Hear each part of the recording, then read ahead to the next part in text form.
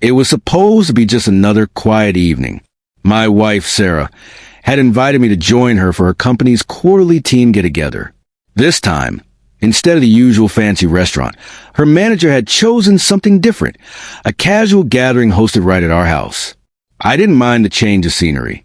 Our home had a comfortable backyard and a warm dining space that made it perfect for hosting guests. Truthfully, I wasn't thrilled about spending the evening surrounded by people from Sarah's job, most of whom I barely knew. But I could tell it meant a lot to her.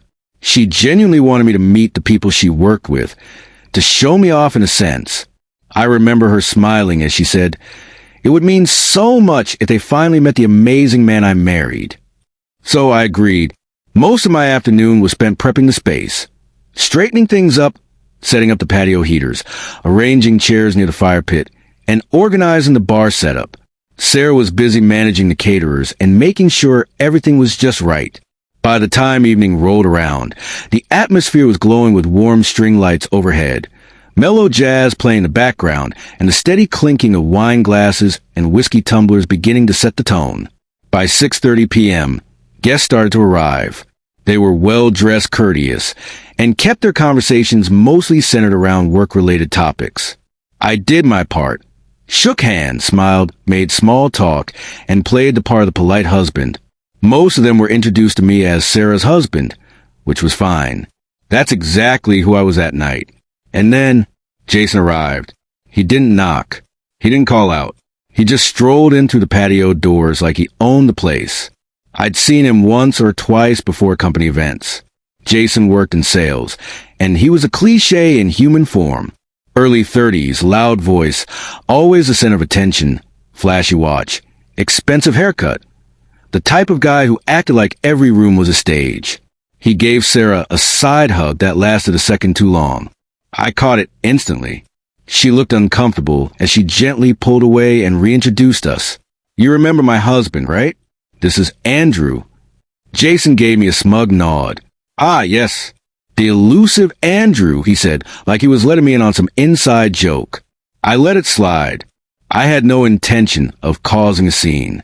He already had a whiskey in hand, and it was obvious he'd been drinking before even showing up. The evening moved on. People shared stories and laughed over harmless office mishaps. Meanwhile, Jason became increasingly obnoxious with every refill. He kept interrupting people, stealing punchlines, and making way too familiar comments about Sarah, calling her the team's secret weapon in a tone that made my skin crawl. Then it happened. It was around 9 p.m. Most of the guests had gathered in the living room, some seated, others standing with drinks in hand. Jason had just poured what must have been his fifth glass when he suddenly raised his voice, pointing at me across the room like I was some contestant on a game show. You know, he slurred, Andrew here is one lucky guy.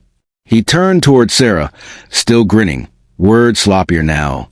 I mean, seriously, Sarah, your wife's way out of his league. The room fell into an uneasy hush. A few people gave awkward laughs, unsure how to react. Sarah froze, her face pale with embarrassment. But Jason didn't stop. He kept going, chuckling to himself. Honestly, half the guys at work would kill for a shot with her. Probably a few of the women, too. The room went completely silent. You could hear the ice shifting in the glasses. My heart pounded. My ears burned. I looked around. Nobody said a word. Not her manager. Not her friends. No one. Sarah stood there, staring at the floor, her cheeks glowing red. Jason wobbled slightly, still laughing to himself, completely oblivious of the line he had just crossed. That's when I stood up. I didn't raise my voice. I didn't rush. I just started walking toward him, each step slow, intentional. The crowd instinctively stepped aside, creating a path. Jason still had that smug grin on his face, like he thought this was all some hilarious joke. I stopped in front of him, looked him in the eye, and said calmly, "Say that again." He shrugged, still amused. "Come on, man. I'm just saying what everybody's thinking." That's when I slapped him, clean, hard, across the face. The crack echoed through the room like thunder.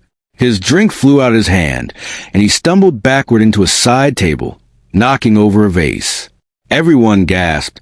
His cheek turned red almost instantly, and the look on his face changed from smugness to shock. Without missing a beat, I grabbed his arm and marched him toward the front door. "Get out of my house," I said firmly. "Hey, man," he started, trying to save face. "Out," I said louder, "before I stop treating you like a guest." He didn't argue after that. He staggered into the night without another word. I turned back to the room. No one spoke. Every eye was on me. I looked at Sarah. Her expression had shifted. Wide-eyed, yes, but with something more than surprise. There was pride in her eyes. She came over, took my hand gently, and whispered, "Thank you." That night changed everything.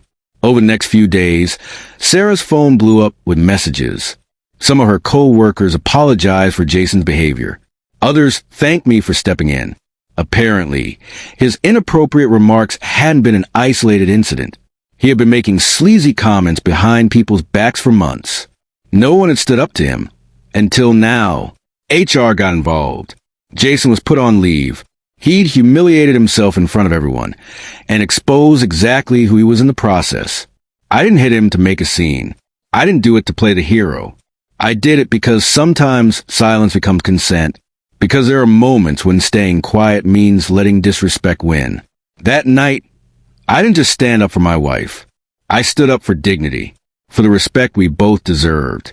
And I don't regret a second of it.